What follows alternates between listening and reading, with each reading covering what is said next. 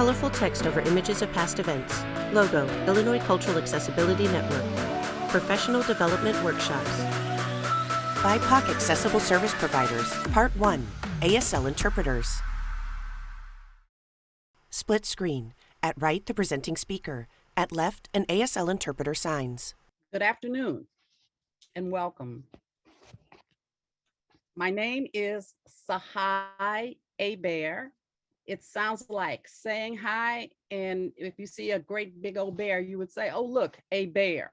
I am Sahai Bear. I am a light brown skinned woman, middle-aged African American.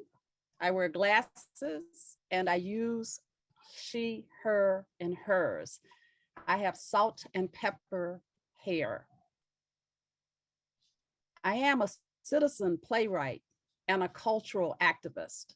I am a proud member of the Chicago Cultural Accessibility Consortium. CCAC began as a volunteer organization in 2013. CCAC is a 501c3 organization whose mission is to empower cultural spaces to become more accessible to visitors with disabilities. We believe that everyone deserves access to Chicago's rich arts and culture. CCAC facilitates a dynamic community of cultural administrators and people with disabilities to remove all barriers in the region's cultural organizations through professional development, like our panel today, equipment loans, and an access calendar.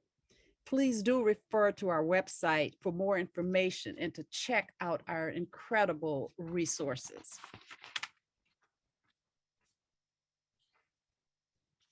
One significant impact and outcome of our work is the creation of ICAN. ICAN is the acronym.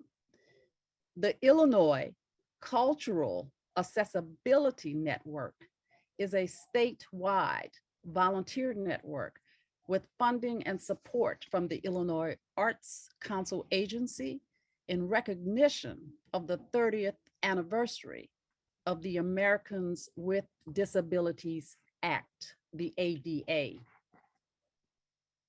I would like to acknowledge our service providers today, Pro Bono ASL and Efficiency Reporting. Thank you so much. Our land acknowledgement is we recognize that we are on Native lands. We acknowledge the Council of the Three Fires, Ojibwe, Potawatomi, Odawa, an alliance based on shared language, culture, and a common history. The name Chicago is actually an Algonquin name in the language. It's Chikawa, and it's a striped skunk or an onion, or otherwise known as stinky onion. So welcome. We have a few housekeeping remarks to share with you. You may access captioning in CART. You may click on live transcript in the Zoom menu or streamline text link or the stream text link found in the chat. ASL interpretation is provided by Pro Bono ASL. Our interpreters are Gabby, Serda, Antonio Burkett. Our captioner from Efficiency Reporting is Leanne Hibbler. Please use the chat and Q&A features. We encourage you to submit your questions, encourage you to utilize Q&A features to submit your questions throughout the event, and we'll come back to them during the Q&A. Please note that our questions may be condensed for brevity.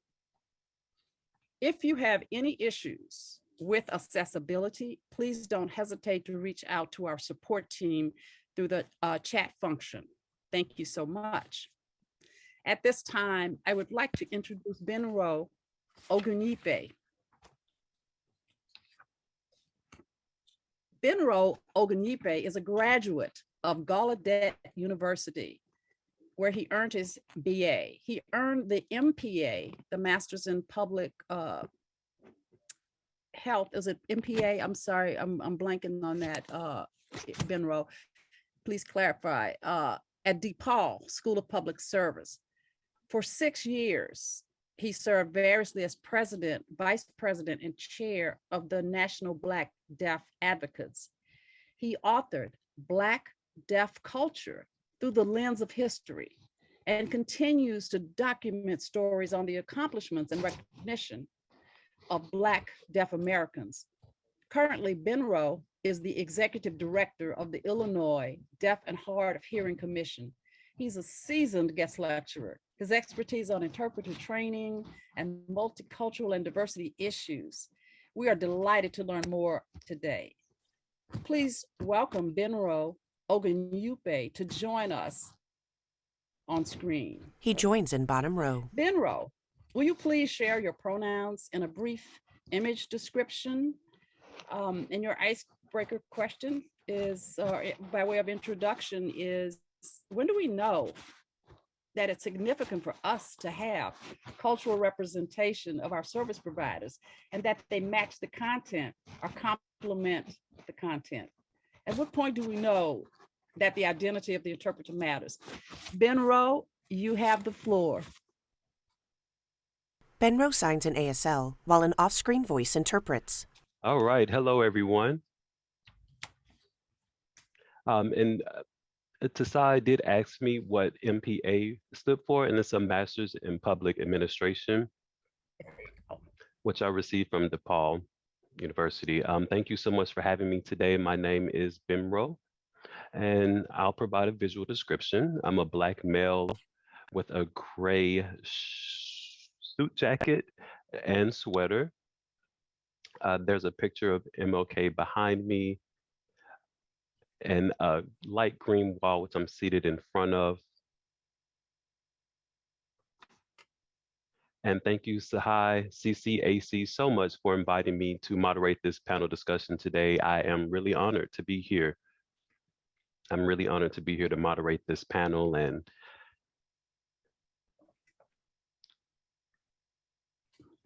And going back to your icebreaker question,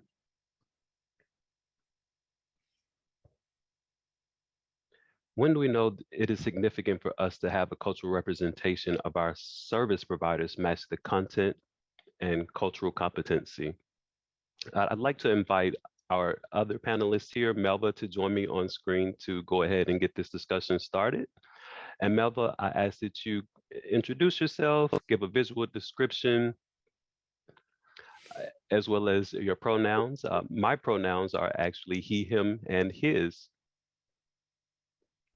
And now I'd like to turn it over to Melva to share your pronouns and a little bit of your background, if you will, and your language use.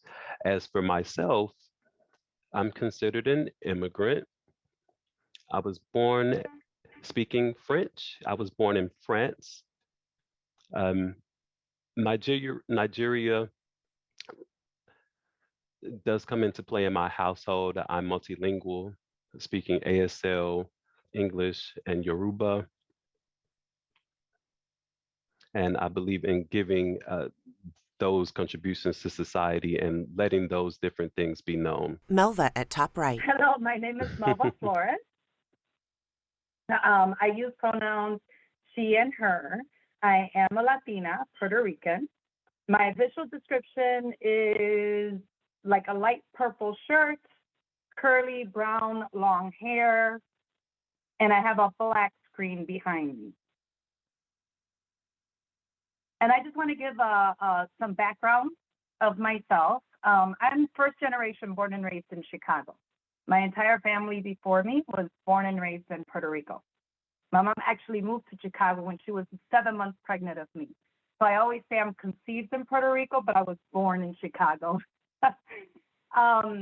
My first language is Spanish, because that's what my entire family spoke. And as a matter of fact, I grew up interpreting for my family. I grew up interpreting English, spoken English to spoken Spanish with my family.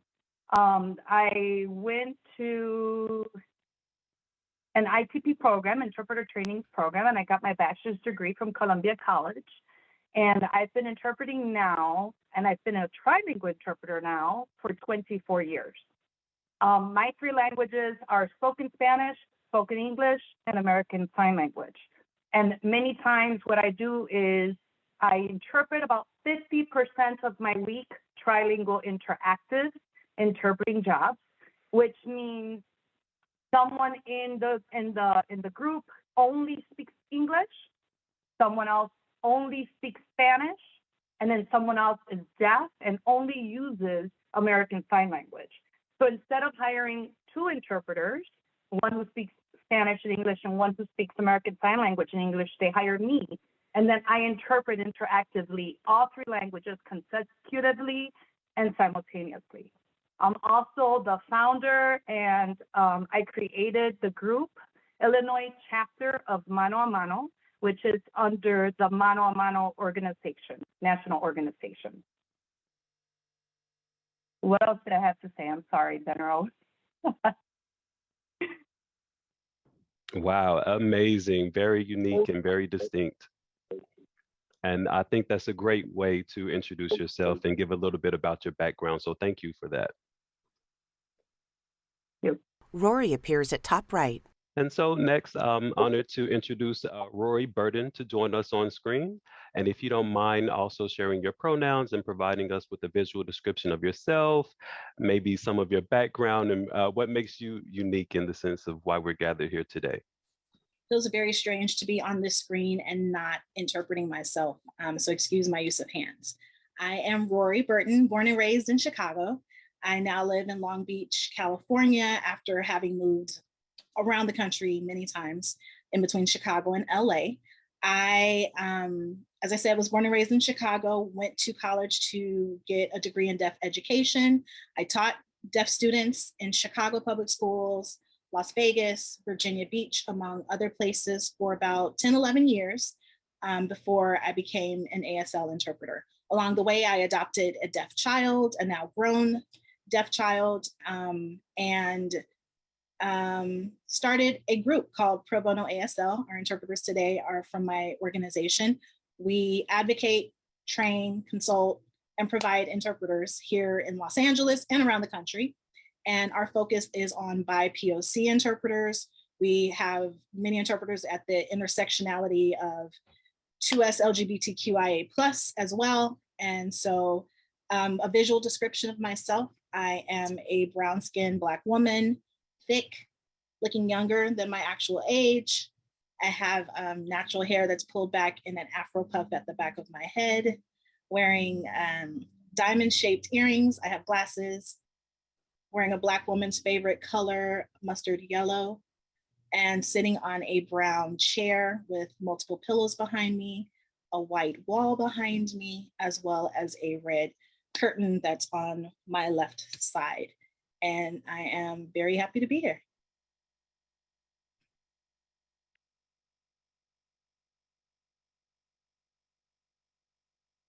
Benro. All right, thank you, Rory. So Melva, do you mind joining us? Top row shows ASL Interpreter and Rory. Bottom row shows Melva and Benro. Perfect.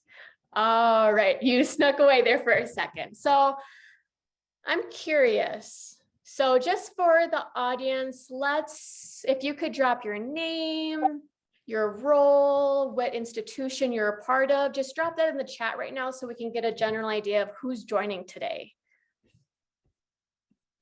And then we'll go ahead and get started with our panel.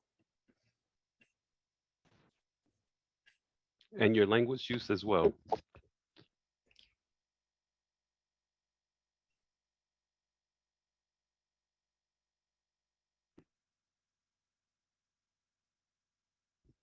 All right, wonderful. Thank you all for doing that.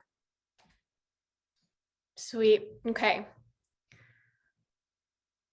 So I see some people are from Pennsylvania. A lot of different backgrounds here today. Okay, so let's go ahead and get started with the panel questions. So during this panel, we're gonna use a few specific words and terminology. And I want to make sure that we set up our definitions so that we all are on the same page of what terms we are using and what they mean. So the first term is BIPOC, B-I-P-O-C, and that stands for Black, Indigenous, People of Color. BIPOC is not the only term. There's a lot of things that we have to navigate when we use that term, so just keep that in mind. If you use BIPOC, but you actually are meaning a specific culture in that instance, you should go ahead and use that culture. Okay, so BIPOC's more of an umbrella term. Okay, so if there's a person who prefers Black, go ahead and use that. Don't use BIPOC as an interchanged word for their actual identity. Okay. So what I mentioned yesterday in our conversation was that we at Pro Bono ASL tend to use BIPOC and AAPI as two separate entities, AAPI referring to Asian American Pacific Islanders. Sometimes you'll see that group ensconced in the word BIPOC, but oftentimes because of the cultural, societal view of both groups, they tend to be separated. BIPOC meaning Black and Brown people specifically, AAPI referring to people of Asian descent, because people of Asian descent are looked upon as still being the model minority. We are all aware of what those, what that is and what that means in terms of AAPI people. And so sometimes BIPOC will include AAPI, but for the sake of this conversation, I was defining those as two separate groups. So AAPI being something that's not necessarily included in this particular conversation.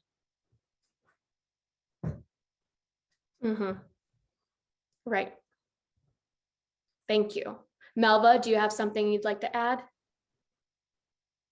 It's the same thing with the terms Latinx, you know, that it's more of a general term, it's gender neutral that's being used nowadays, which is awesome. But also if you meet a culture that wants to be called Latino or wants to be Hispanic or wants to be called Hispanic, go ahead and use those terms.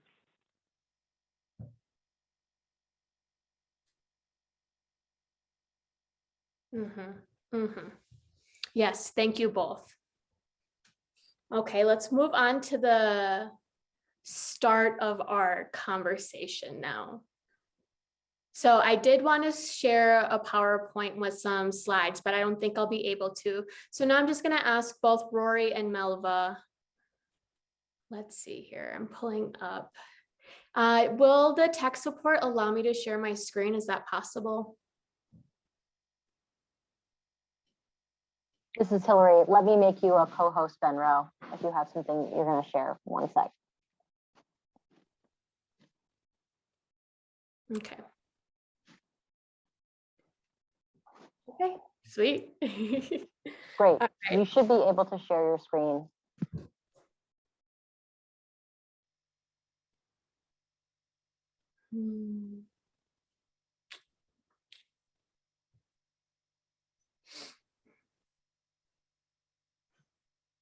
Okay, 1 second here. I'm just making sure that the format, sizing, and everything is visually accessible for all.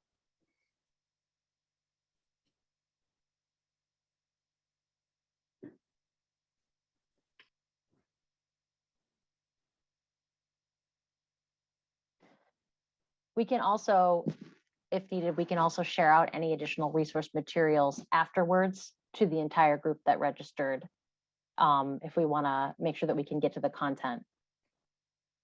Okay.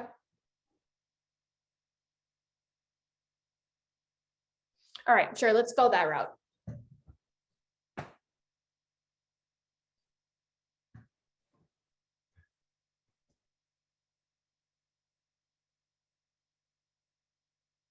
Okay.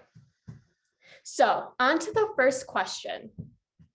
Could you give us any examples of a situation that came up where a BIPOC interpreter was paramount for that situation? It could be a real life story or something that could happen. Sure. I have a real life story that happened. I was called into an emergency room situation to replace an interpreter who had been there and had to leave. This was a Black individual who was in the emergency room. They had just moved to a new area, so there was, no record of this person on file at the hospital. The white interpreter left. I came in, and the doctor, came up and was like, "We still don't know what's going on with this person." So I'm talking with the individual. Okay, so the doctor's, I'm facilitating communication, and the doctor says, "Yeah, they keep talking about Snapchat." So I asked, what's going on with the Snapchat, and the individual was like, "No, SC sick is what they signed." The doctor says, "Yes, they keep saying Snapchat. They're sick because of Snapchat. I don't know. Is this a new trend?"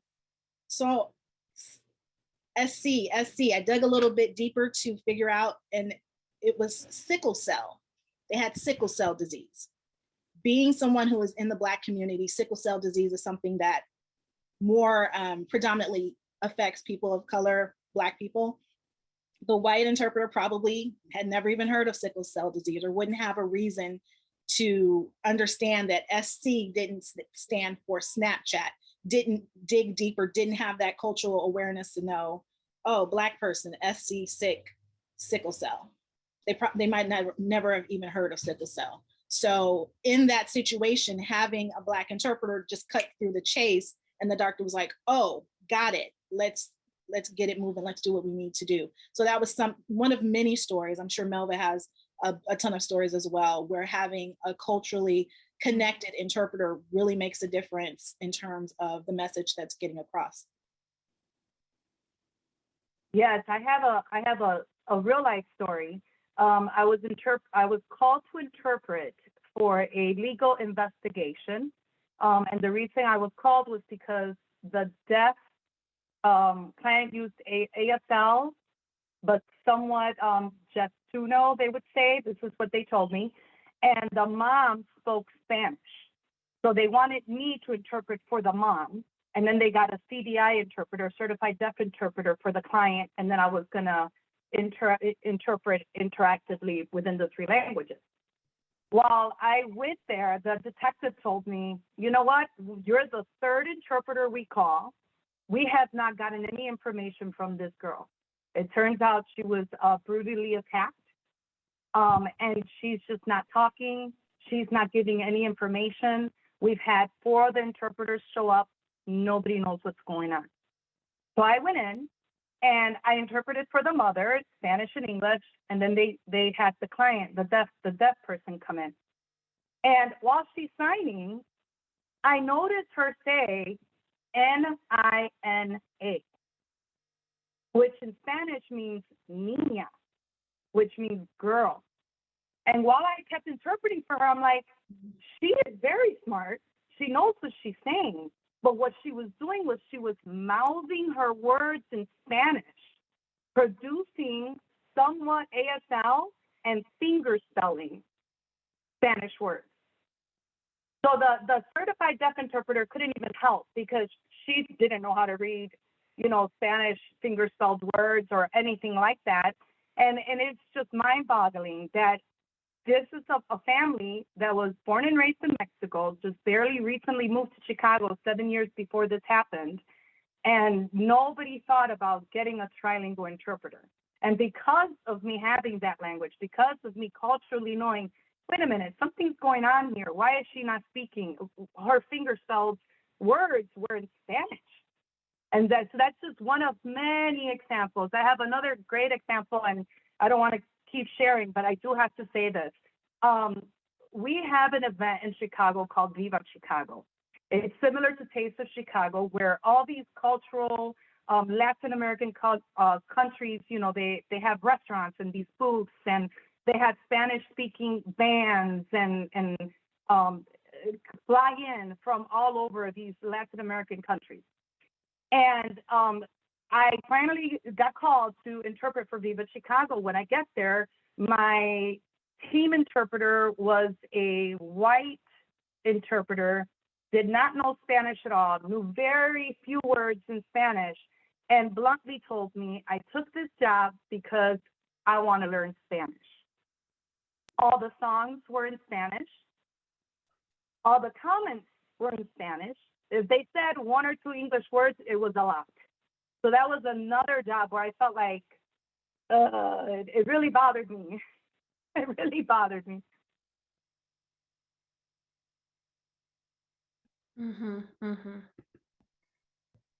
Thank you.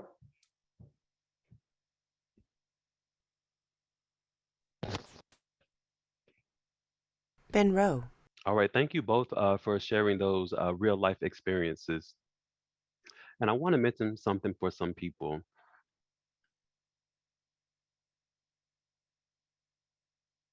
ASL, as we know, is American Sign Language or a sign language. Typically, there's a way it's conveyed in an academic setting, and oftentimes the question may come up from hearing audiences, is ASL a universal language? Is ASL the same everywhere? And that's not true. It's designed for here in America, right? That's why it's called ASL sign language, but it's not a universal language. Similar to other foreign languages, and as we know, there are many. For example, I flew to Brazil for an event, and it was specifically for deaf people. So I was there interacting with the other Brazilian deaf people using the language that I knew, ASL. And so there then brought up that communication piece, right? How would we communicate between the two different sign languages? So we did have to bring someone in who was fluent in those languages to interpret for our communication fluency.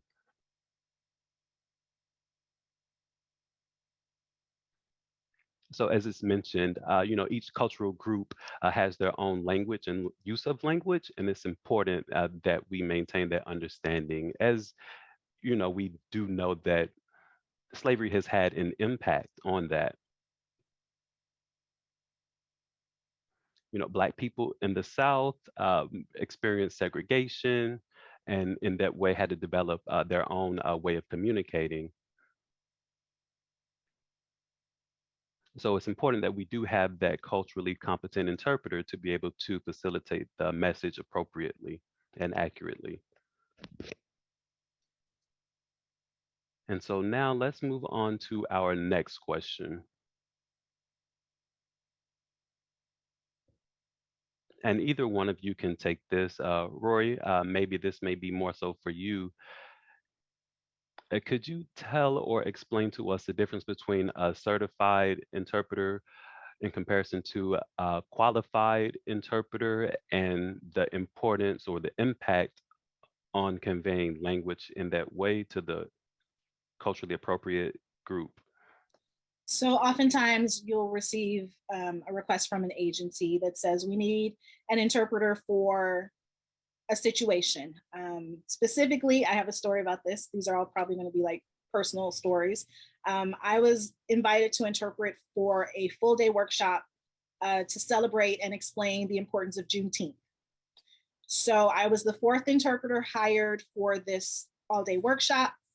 And I am not a certified interpreter. I have never taken a certification test. I did not attend an ITP. I have my own feelings about those types of things, but the other three interpreters on the team were white women.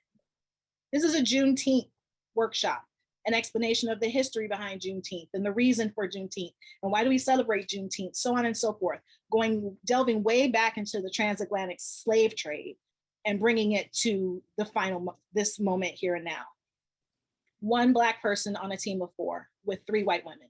So I was told after I complained about this to the agency, well, they're certified, and so they should be good for this. Certification does not equal qualification.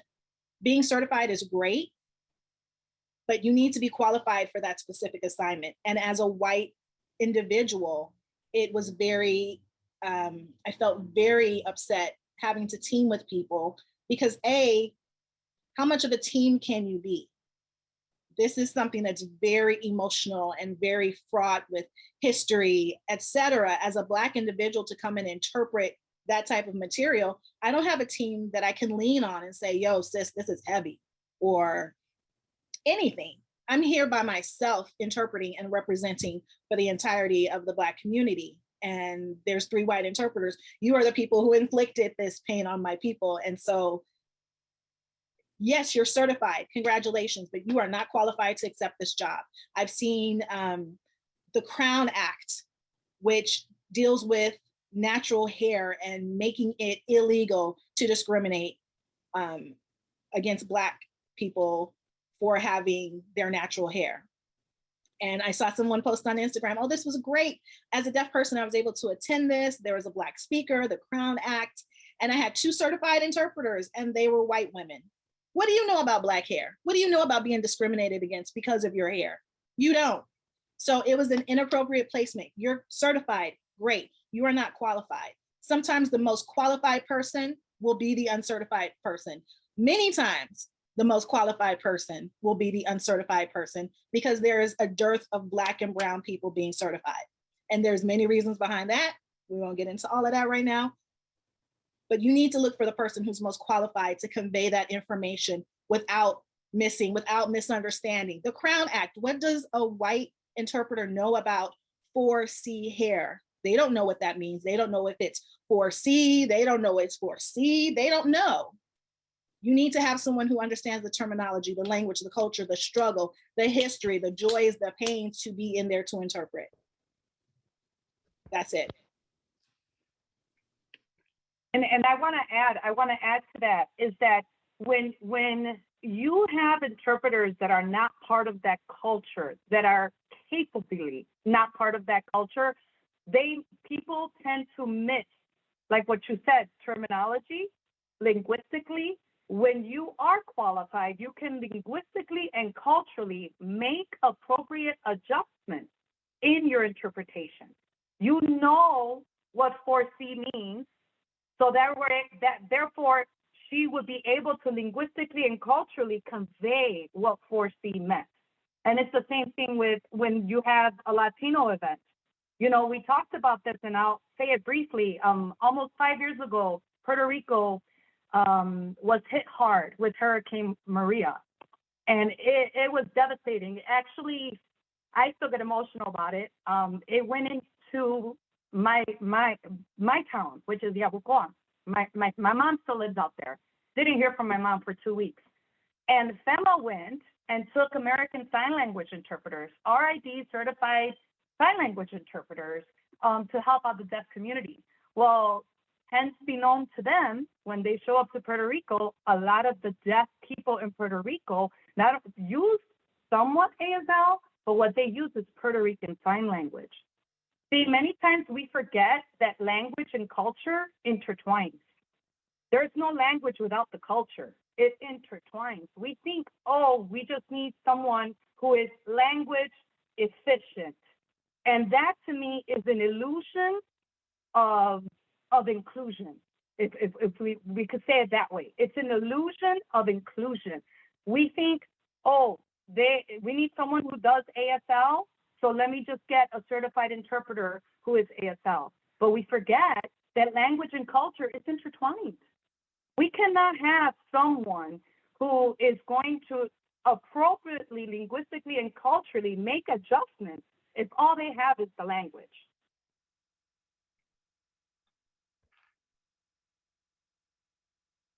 And by the way, Right, absolutely. just to add to that whole FEMA story, they had Puerto Rican sign language interpreters on the island that interpret for these deaf people day in, day out. FEMA did not want to hire them because they weren't certified. And I remember that because they called me and asked me for my opinion. After months of struggle, now they're being hired, thank God. But that's just an example that sometimes being certified does not mean you're qualified.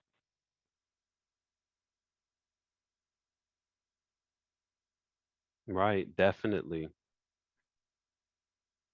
And that's why we need to know the interpreter and if they're culturally competent to interpret in that situation.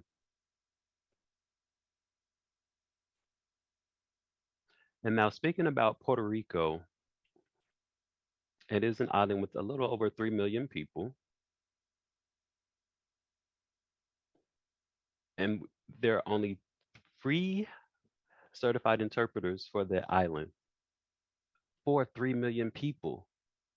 Interpreter clarification, 50 certified interpreters. So, Melva, as you were speaking, we have to take a step back and realize our Eurocentric frame, it comes from a white lens, right? And there are diverse cultures with their own unique languages. And I do see a challenge as you were talking about FEMA, the Federal Emergency Management Agency, just perusing the RID database and looking for a certified interpreter was an injustice essentially because uh, that interpreter was not qualified to interpret in a culturally competent way. And we can also make that comparison with ASL and other languages. It's important that we understand how that interpreter identifies in order to provide that culturally competent language service. Let's go on to another question. A question for Rory, if you would like to start us off. We know that oftentimes we get requested or Black interpreters are requested for the month of February because it's, as we know, Black History Month. And of course, that's 1 out of 11 months in the year. Now, in your view, is it appropriate or should they have been given year-round opportunities? So following what most agencies do, Black interpreters would only eat in the month of February. You can't just reach out to us. We're here year round. We're working year round. We want to work year round. And to just reach out, I have an agency that does that now that bye. I explained to them very clearly why I will not work for you anymore. And I will discourage other people for working for me with you because they only reach out if there's a Black speaker, an event with just Black people in the month of February. So I can only interpret for Black people. I'm a skilled interpreter, period. I can interpret for general conferences. I can interpret for any type of anything. I don't just interpret for culturally appropriate, although that's a necessary thing. I can interpret, and Black people, brown people, Asian people, we can interpret for anything. It's not just, the white person as the default, because then it becomes tokenization. And using us as a token is performative. You're not going to use me to make yourself look good. I'm here to provide access, period. There are Black people in the audience. They need to see representation. They need to have Black people as interpreters provided, period. I used to work at VRS for many years. And every day, some of my best calls were when a Black person would come on screen and say, oh my gosh, finally, a Black person, finally a Black interpreter. Let's go ahead with the call. Ooh, okay, I can do this now. I can have this conversation. I can make this phone call. So having Black interpreters, having brown interpreters, having Asian interpreters is paramount year round because we're here, we're able to provide that flavor, we're able to provide that blandness, if that's what the case is, and do what needs to be done and provide access, period, regardless of it's the month of February or it's Latino Heritage Month. We're here year round. And to be tokenized is very much an insult.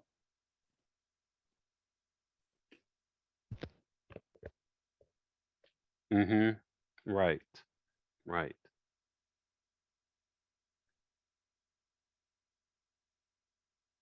It's important to show that they exist. Again, year round and not just one time during the year. Melva, did you have anything you wanted to add or share? When she talked about token, I love that word because in my experience in the Latino interpreting community is what's happening is, and it's not always, but it has happened more than often that to the point where I had to bring it up, is that white interpreters, Caucasian interpreters who speak Spanish and learn Spanish are not being called to interpret, instead of asking the Latino interpreters who their native language is Spanish and their native culture is being a Latino. And so it's like the token in my example is different. It's more like, I'm just gonna say it, it's more like a white privilege. Like, okay, they're white, they have this privilege, therefore, oh, they speak Spanish too, and they speak English, oh, then they must be better, you know? And that really bothers me. So token for me is more like this white privilege token. And I do want to say this, and maybe this was something that I should have said from the beginning. I want to take this time to be brutally honest with what's happening, with how we can bring change, with ending with resources before we finish our call today. I hope that what I say is not going to insult others, but if we want to be honest and bring in the forefront what's truly happening, then we have to be honest and use the terminology that we have to use.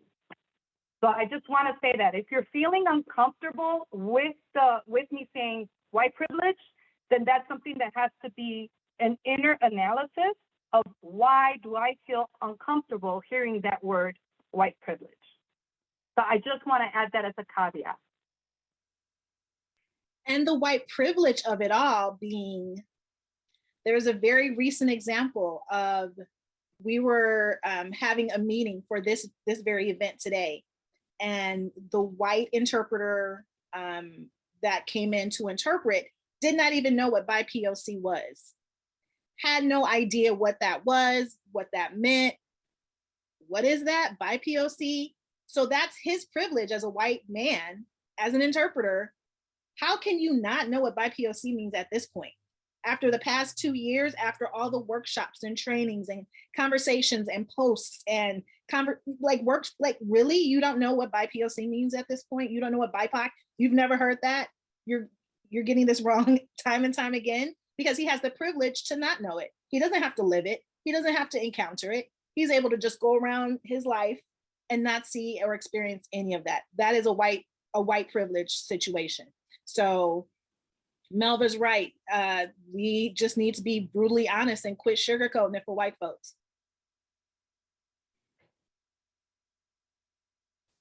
And I will also add, you know, as a Latina, there is a difference. We're not going to say that all Latinos are the same, because we're not going to say that. A Puerto Rican who's born and raised in America, who grew up interpreting for my family, grew up being more assertive, as opposed to my family members born and raised back in the day in Puerto Rico, who are a little bit more, don't want to have the standoff attitude, don't want to rock the boat, let's just stay quiet. So I do want to say that, but you know, if we're coming here because I truly believe that everyone who is here is because you genuinely want to know, right? You genuinely want to know, how do we create this change? How do we stop this illusion of inclusion?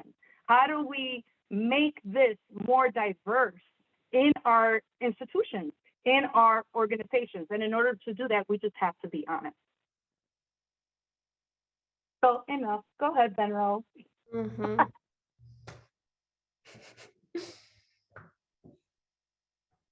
Yes. Thank you, Melva. Thank you. Benro. Okay, let's see here. Okay, so I have a few closing wrap-up questions for you all.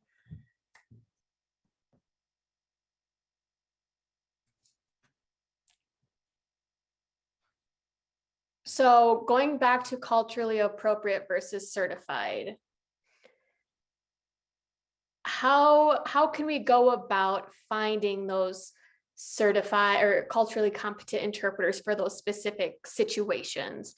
For example, for museum events, how can we bring more culturally competent services to these venues, people who identify and their background would match the content that's happening? So Pro Bono ASL, we work with quite a few museums, organizations, not only in Los Angeles, but in New York City, in Pennsylvania, in Seattle. We have outreach all over the country. And the number one most important way to make sure that you're not tokenizing, to make sure that you're providing culturally appropriate, culturally curated access, reach out to Black owned and run agencies, Latino owned and run agencies. Stop just going to the same old, same old, same old. Those people have been there for years, and I work as an independent contractor under some of these white run agencies, and they have put me on assignments where I'm looking at who my team is, and it's not a match. It's not appropriate. It's not been culturally curated, so to speak. And when I bring that to the attention of the owners, managers of the agency, it's like, well, we just want to make sure that the job was filled. They don't care about culturally appropriate access many times. Some do, but many times they don't. And sometimes they'll say, well, we don't know who's what, so we just go with whoever first responds. We don't know who's Black, who's Latino, we don't know. And so many times they just want to pass the buck and don't want to take responsibility, don't want to be involved. They kind of wash their hands and they're done with it. They just want to get that cash in. Reach out to these other agencies. That might be smaller, that might not have the spotlight, the limelight. Maybe they are newly created agencies, but contact those people. I have lists of agencies that we work with, of Black and Brown interpreters who are out there, who are providing amazing access, culturally appropriate access, and can do everything from a Black History Month program to a conference about housing and everything in between. Mm-hmm. And another thing to add, what Rory said, which is amazing, give the power back to the community.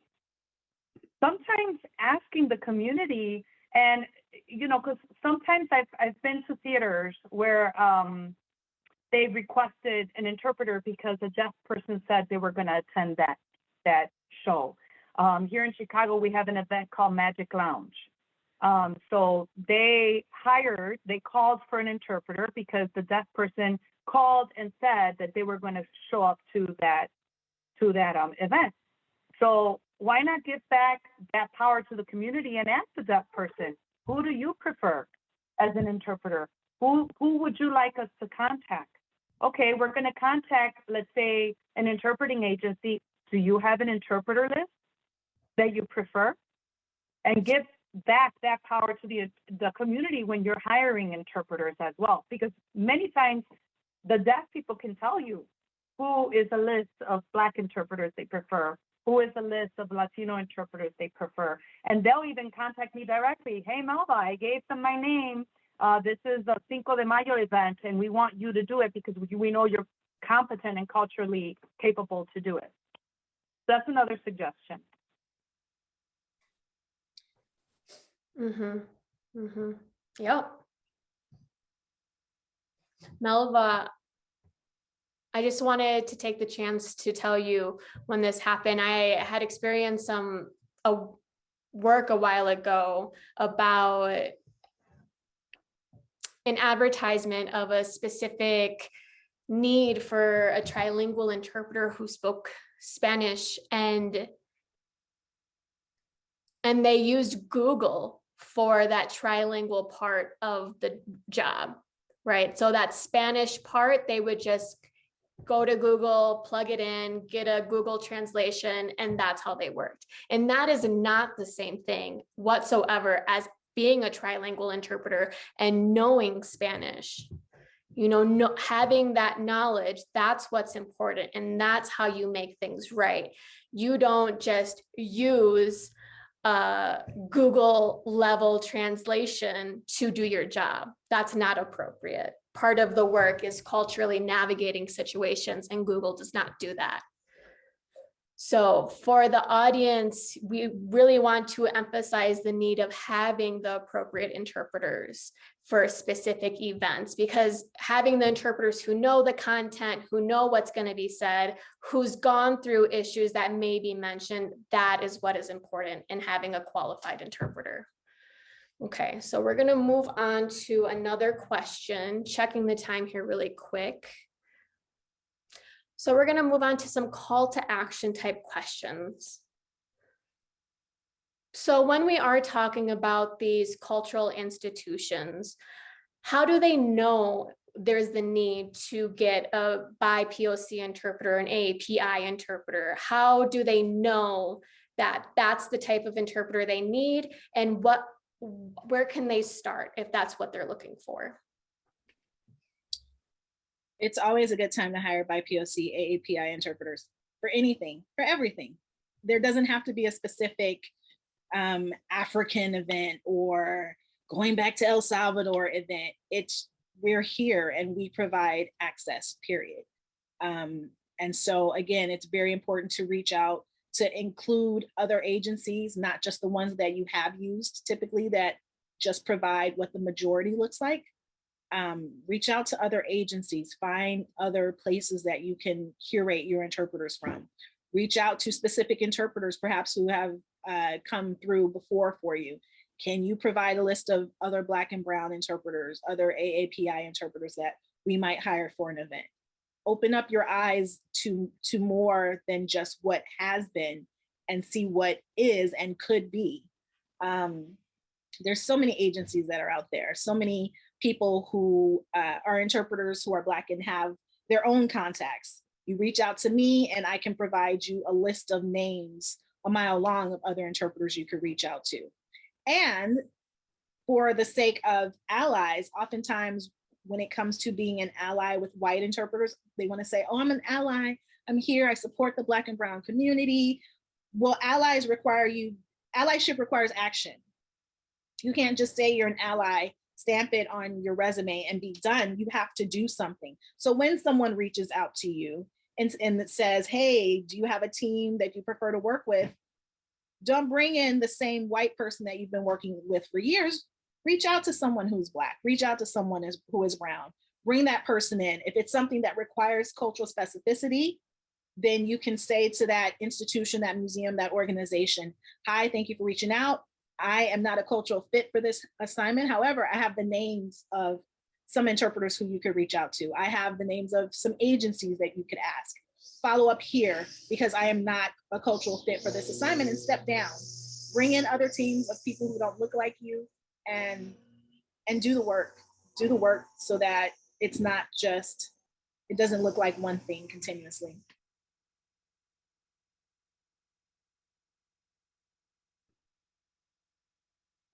Mm-hmm. Mm-hmm. Thank you.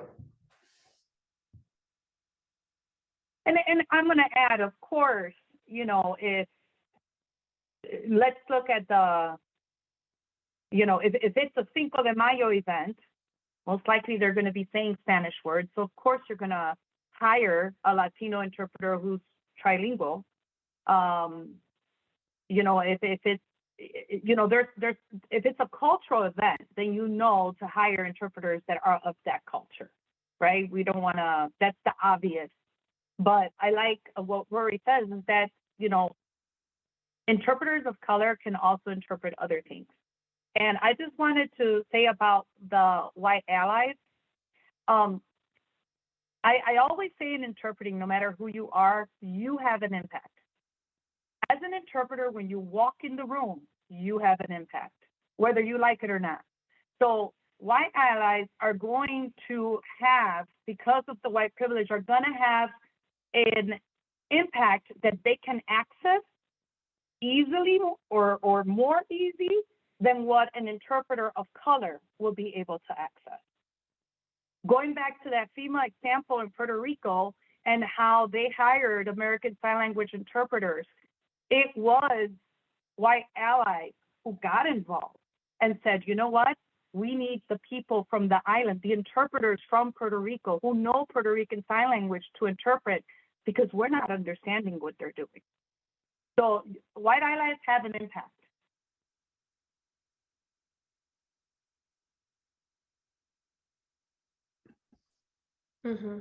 Yes.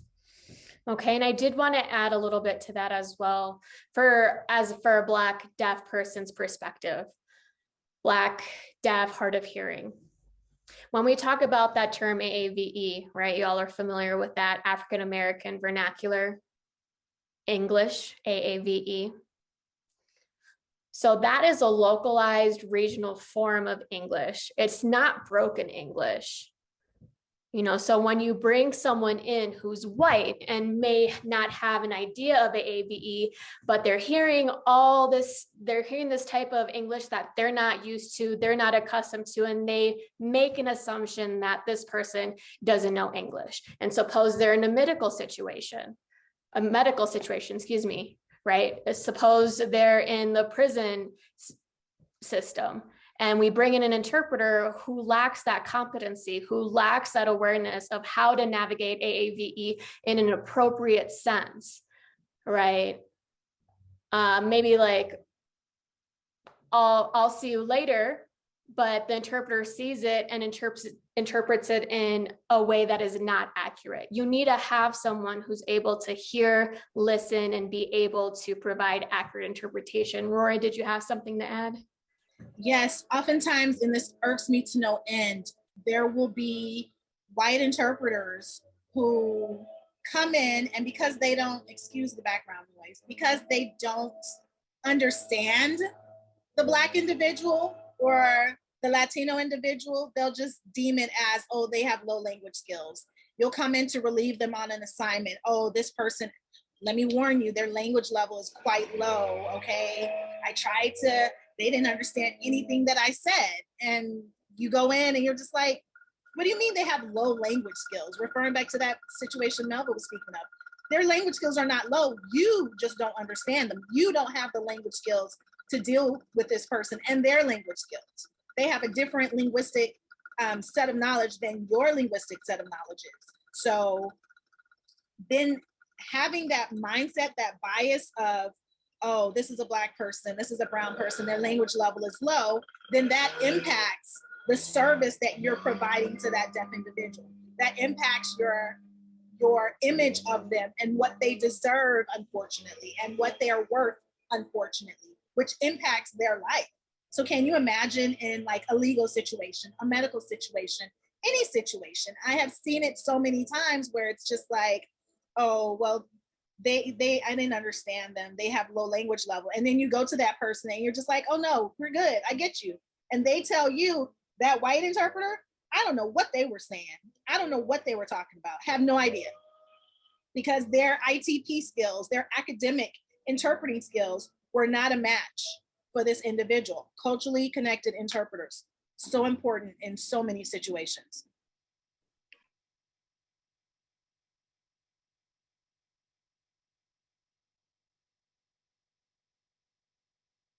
Benro.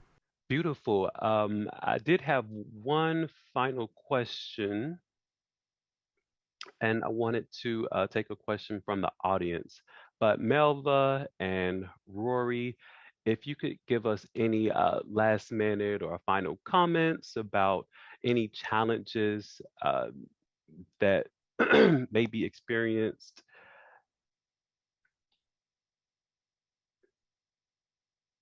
that cultural institutions could bring in more culturally appropriate interpreters?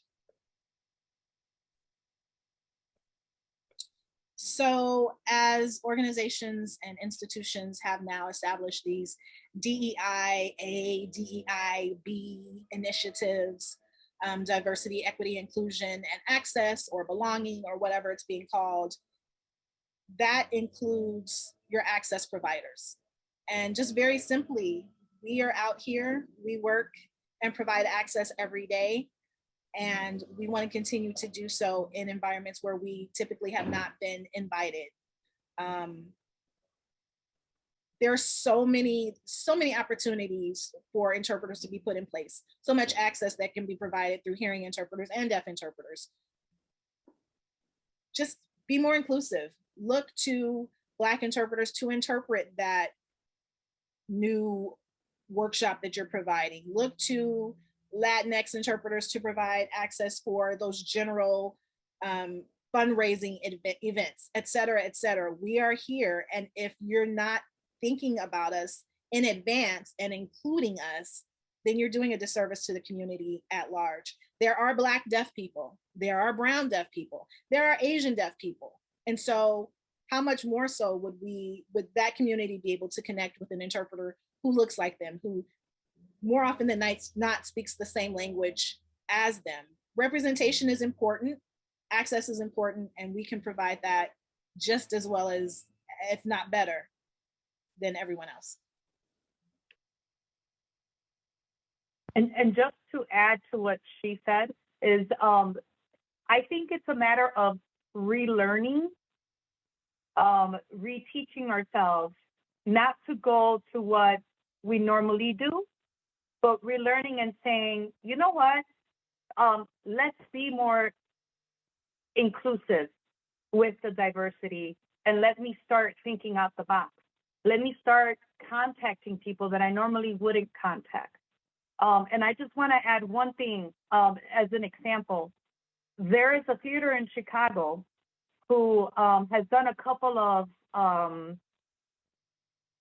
Latino cultural theater plays, and they wanted to have American Sign Language interpreters.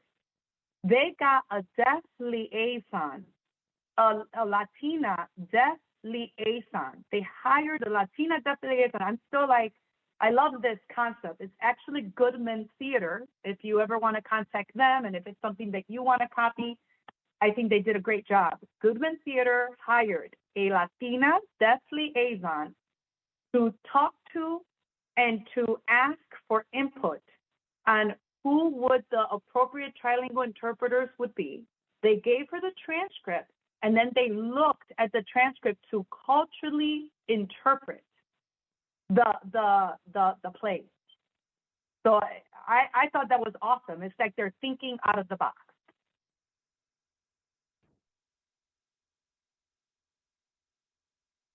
All right, one of my favorite theaters, and I agree with that. But Rory, Melva, thank you so much for your contributions today, for your involvement in this panel. And now I'd like to turn it over to Sahai. Sahai to take over at this point. Right. Thank you so much. What a compelling conversation. I've learned so much. And as a French Creole speaker from Baton Rouge, Louisiana, I identify because the specificity is important. If you can get that specificity, I mean, I'm going to use a white interpreter in Cajun Creole, Louisiana, because they talk like us. I could interchange in some ways, but you want the specificity. This was an incredible conversation. I hope we continue to talk about this and to communicate, because there's so much more that we need to learn. I'd like to share some of the questions that we have here, and they're really exciting. The first one is, when we request a BIPOC interpreter for an event that should have that representation, what is the appropriate way to note we need a BIPOC interpreter? For example, do we say Black interpreter needed to the agencies? We've answered a little bit of it, but maybe you can carry on with that. I'm going to go off screen. Yes, be specific. Don't just say BIPOC interpreter if what you need is a trilingual Spanish speaking interpreter, or if you need a Black interpreter. Say that specifically. Many agencies, unfortunately, will just kind of be like, okay, well, we just need, they'll kind of make it look good. Oh, we just need an interpreter of color. But be specific about it and make sure that they follow through with that, and make sure that you question that once they provide, okay, we've got our interpreters. These are Black interpreters as requested. Okay, great. My agency, Pro Bono ASL, we invite that. Please tell us who specifically, we have a question on the form that you fill out to request services. Who are you looking for? What is the cultural connectivity that you're seeking for this assignment? So we can make it very plain. We welcome that type of information.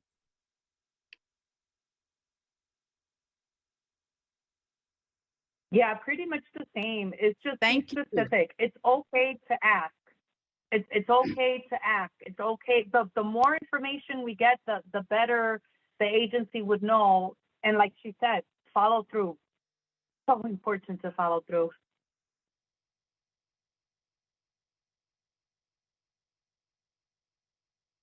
I'm going to ask the next question, if you don't mind. For those of us who want to provide CART, do the same challenges with culturally specific interpretation apply? And do most agencies offering interpretation also arrange for CART?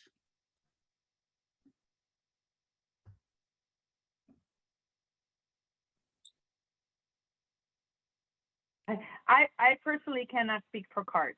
I don't even know how that works. I do know that there are Spanish English CART in providers, but I have no idea about the CART services. I know of some agencies that also do provide CART services, and as much as culturally appropriate interpreters are not a thing, even more not a thing is culturally connected CART providers.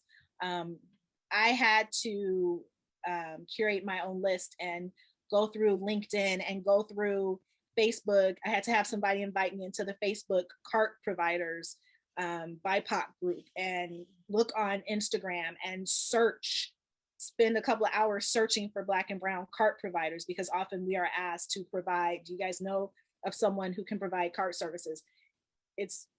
There are Black and Brown CART service providers out there, but you just really have to look for them. And then when you're on an event and you see someone, it's like, what's your name? What's your email? When you're on that event, get their information and save it, because I've been able to recommend many CART providers of color because it's even more of an issue sometimes. Right. And if I may, I encourage you to do your research. In Philadelphia, Pennsylvania, this one example that comes to mind for a CART individual.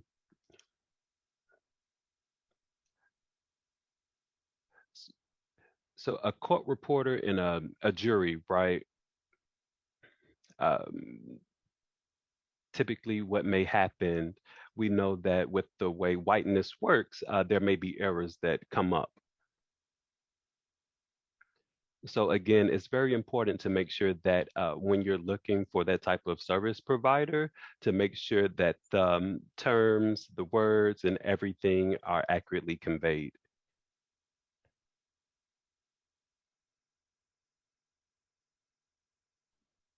Thank you. Do we have any more questions? Yes, Benro, we do. We have another question here.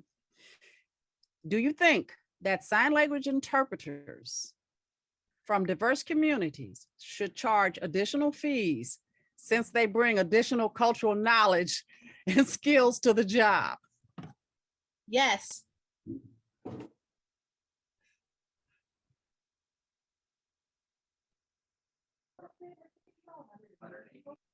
Sorry, my Is that a computer definitive? froze. Is that a definitive across the board? Definitely yes, especially if the we call that emotional happening. labor fee. Reparations included in my fee. All right. We have a few I more. wanted to, I don't know if I, Yeah, I'm sorry, Melva had go a ahead. little bit more to say.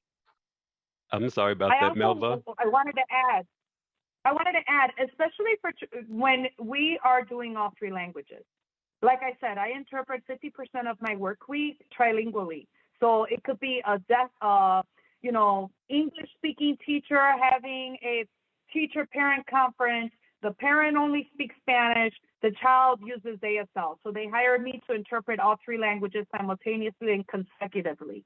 And it was a big push in Chicago for us to get paid an extra fee. You're saving. You should be having two interpreters. You have one. You are saving a whole plethora of money by just having me. So that's something that's being pushed now. I don't know if it's happening in other states. I know in Chicago, did a big push, and a couple of years ago it was finally accepted. I still don't think it's enough, but that's a whole other issue.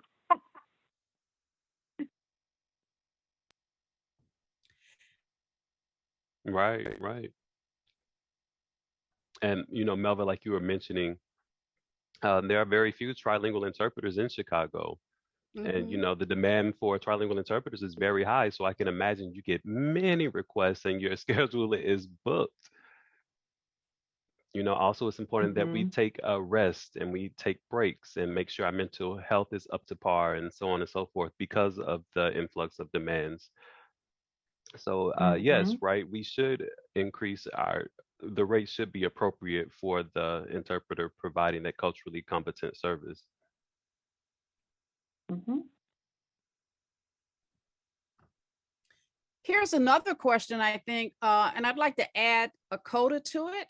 It says, do you think one of the reasons it is hard to attract sign language interpreters from various cultures to various settings is the way they are negatively viewed by providers, thought of less skilled? I would like to add the coda about educating interpreters and bringing up the next level to that, because I think that may be a missing piece. Will you speak to that, please? Sure, yes. Part of it is the education, the ITP part of it. I do know of most Black interpreters that I've encountered who've gone through an ITP have had negative experiences there because the white elite, the concept of whiteness still being the superior. Who are these instructors who are teaching ITPs? Most of the students are white students who come in, and you might be one of two Black students in an ITP program. There are no HBCUs, historically Black colleges and universities, that have an ITP program, which I think is a huge part of the problem. We need to have HBCUs on board with providing ITP programs to bring up Black interpreters into our community.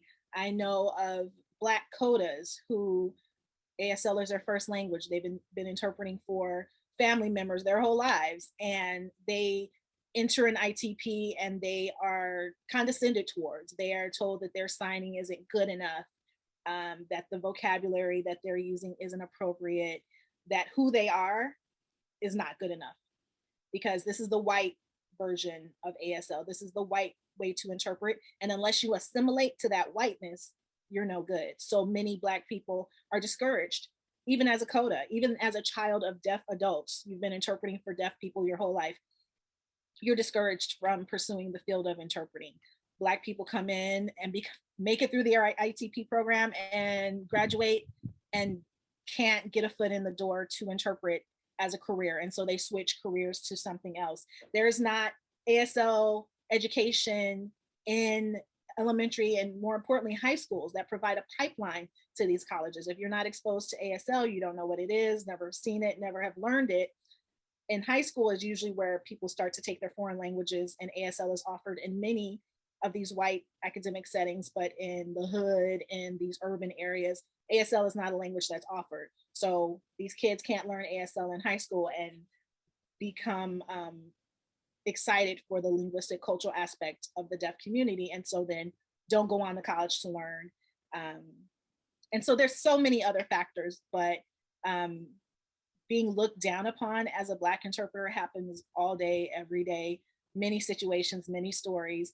And if you are not supported by your community, if you don't have that base to go from, you're gonna, for your own mental health, you're gonna be like, I'm out of here, I'm doing something else. Yeah, and it's the same thing with Latino interpreters. It's just looked down upon. I've been told that a person doesn't want me to interpret for them because I'm Latina and I get my Spanish and my English confused. Like, that's the mentality that people have. And I think to myself, I know very well when I say yo quiero café and I want coffee, sounds very different, very linguistically different.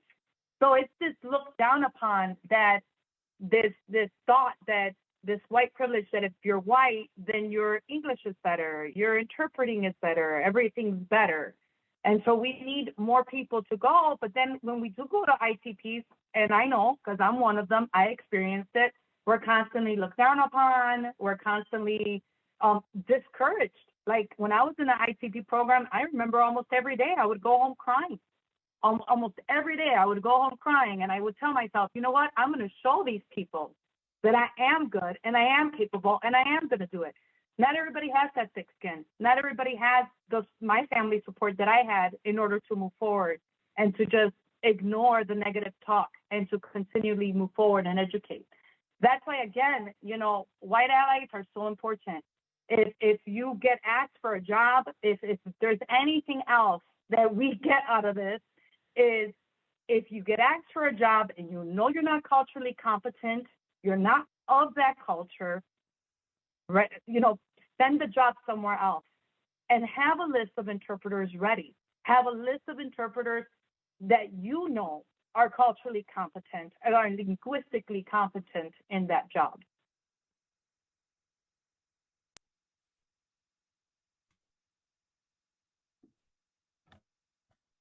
Wow, that's Yeah, and Benro is actually saying, I would like to add to that.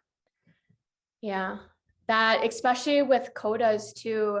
I know Rory had mentioned, especially in the southern states, where historically there was segregation in schools. There'd be white schools and Black schools. So for Black quotas, especially for nowadays, they have parents who went to segregated schools. You know, that means that they have different signing systems, different linguistic features that they use in their language, and they know those intricacies when they're interpreting. And now I see that the Black quotas from southern states are motivated to join these ITPs, but like you all are saying, they look at them and they see the sign and they're like, that's not ASL. Where are you getting that signing from? And that's because the schools in the South were segregated. So the ASL that Southern Black people are exposed to are going to reflect that language, but ITPs don't take that into consideration, right? And so when we do look at inclusion with ITPs, we have to acknowledge that difference in linguistic use of ASL throughout the US, right? It's important to know that and to recognize, and that will help with inclusion in the future. Thanks, everyone. I think Sahai might have popped off. So I'm just going to speak to one of the other questions that was submitted off camera here. As we think about the lens of other cultural institutions and where the cultural competency is vital, do you have any advice around this topic for how museums spaces can maybe better utilize ASL within our exhibitions and programming for deaf audiences, especially when the cultural integrity of the exhibit or programming is integral to the understanding? Yes, we work with, as I said earlier, many museums here in Los Angeles and across the country with providing access in general for deaf museum goers. And so maybe you've heard the phrase, nothing about us without us. So we don't want to speak as hearing interpreters for the deaf community. We don't want to come in and claim that we know everything that needs to be done to provide access. So we utilize our deaf community members. We reach out if a museum contacts us and says, hey, we need to have a conversation. We want to provide a training or a workshop. Can you help us with that? We say, sure, reach out to deaf community members of a variety of ethnicities and ages and et cetera. And we bring them in, sometimes literally, sometimes virtually. We have recorded conversations that we're able to clip and edit. We ask very specific questions. What's your experience been at this museum? Have you been to this museum? Why or why not? When you went to this museum, what was your access? What do you think as a person who is Black about this exhibit? What do you feel as a deaf individual about what is going on currently? What has gone on with this museum or organization? And we're able to cultivate a variety of answers and offer that to the museum this is what your community is saying. This is what the deaf community members are saying about your museum, about your exhibits, about the access that you are or are not providing, the changes that need to be made. These are paid deaf consultants who come in and help us out with the consultation. And so the museum is able to directly connect with the deaf community and then invite them in to be a part of the change process. So it's not just, I'm a hearing person and I know everything about this situation. It's, I'm a liaison to connect you with the people who need to give you this advice. Mm-hmm.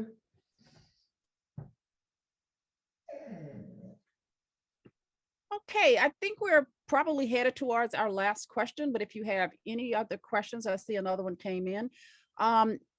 Here's one. Is finger spelling similar enough between different sign language cultures, or would finger spelling in ASL not translate well to Mexican Sign Language, for example? And this is coming from someone who knows very basic ASL. So like what Benro said is American Sign Language is not universal, right? So there's a whole bunch of different types of sign languages. Puerto Rico uses Puerto Rican Sign Language and American Sign Language. Then there's Mexican Sign Language, who is a whole complete different language. I did an interpreting job in Guatemala, and they hired me because I spoke Spanish. That was the common language, was Spanish, but I could not understand anything in Guatemalan Sign Language. And the finger spelling was completely different. So the way we were able to communicate was I would write down the Spanish word and they read Spanish, so they were able to understand me. But as far as me finger spelling in ASL, the Spanish words, even though phonetically I was finger spelling it in Spanish, they still didn't understand me. So in that instance, we needed a Guatemalan Sign Language, we needed an American Sign Language, and then they had people from Mexico there who we also needed Mexican Sign Language interpreters. So just to give you an idea of how different it was, we had 6 interpreters, you know, because each team had 2 interpreters. So we had 6 interpreters constantly interpreting the entire conference. And even in languages that are similar, British, people speak English, we speak English over here. British Sign Language and American Sign Language are not the same. British Sign Language, their alphabet uses 2 hands to do their alphabet. We use 1 hand. And so as a ASL user, to see someone use British Sign Language and spell something out, completely unintelligible to me. And I will add, like, as an example that I gave earlier about the woman who used finger spells in Spanish, she learned ASL. There are some letters. I don't know much about Mexican Sign Language, to be honest, so I'm not going to say if it's the same or not. But as far as this person that I interpreted for, she was learning American Sign Language. So she was able to finger spell niña, which is girl, mommy, which is mom, and I was able to understand her. Yep. Yeah, and Benro saying, I wanted to respond to that too. When talking about French, maybe it was 2-3 years ago, 2019.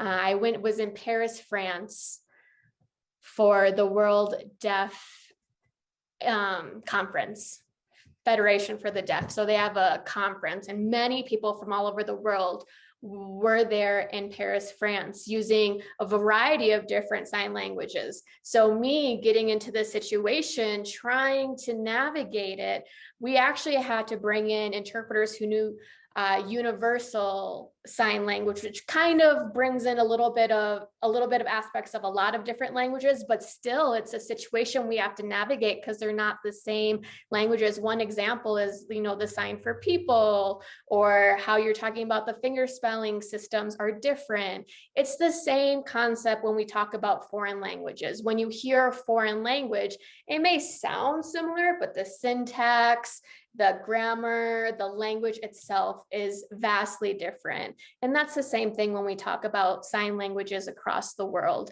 There's, different attributes and characteristics that are used that we have to acknowledge.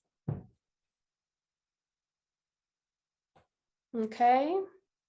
First of all, I would like to say this conversation, I could listen to the conversation for the rest of the day, to be quite honest. It's so rich, and we often don't have the perspective of the people who really are providing service and giving the services. So I would like to thank you all, for this incredible session.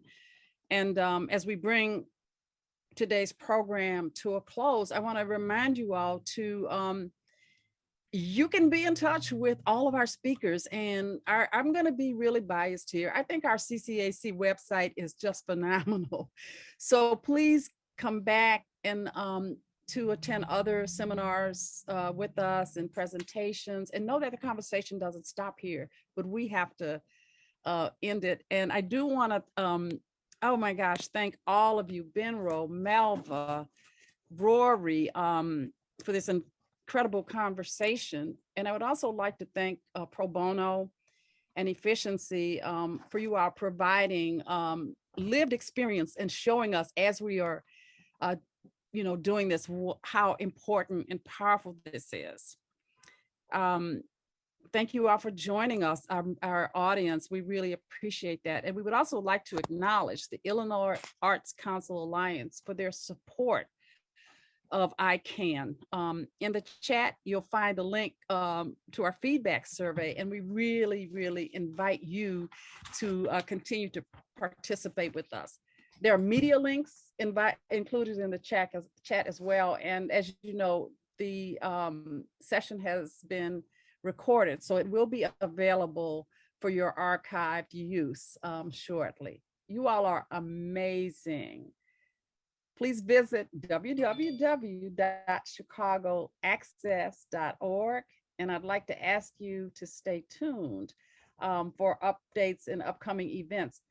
Next week on May 10th, we have the second part. So if you like what you heard and saw today and experienced, we're going to invite you to come back. So join us next week at the same time, same place, for BIPOC Providers Part 2, Audio Describers.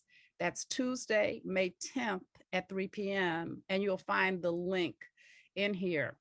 Thank you so much, everyone, for your help. We're going to sign off now, but I believe some of us will remain on to have what we would call a soft goodbye, so that we don't have a hard goodbye. So I'll stay on and keep this open for us. Thank you so much for joining us today.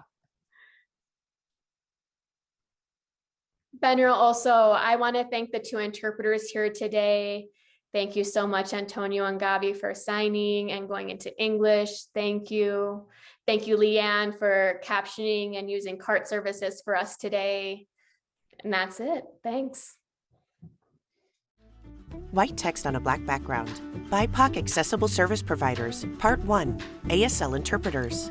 Presented by Illinois Cultural Accessibility Network. For workshop resources and more information, visit chicagoculturalaccess.org. Speakers: Sahai Hebert, ICAN. Moderator: Benro Ogunyipe. Author and Executive Director, Illinois Deaf and Hard of Hearing Commission. Melva Flores, Trilingual Interpreter. Rory Burton, ASL Interpreter and Founder, Pro Bono ASL. Workshop Accessibility, Efficiency Reporting, Real-Time Captioning, Pro Bono ASL, ASL Interpreters. Video Editing, Captioning, and Audio Description by BridgetMelton.com.